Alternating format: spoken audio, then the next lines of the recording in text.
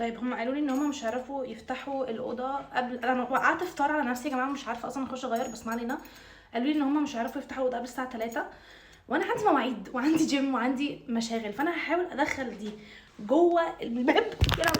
هحاول ادخل دي جوه الباب وافك الاكره التانية او انزلها عشان تفصل. هحاول.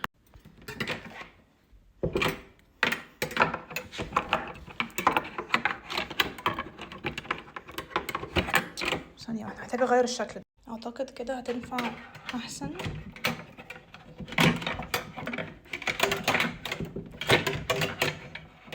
لا ثانية واحدة كده.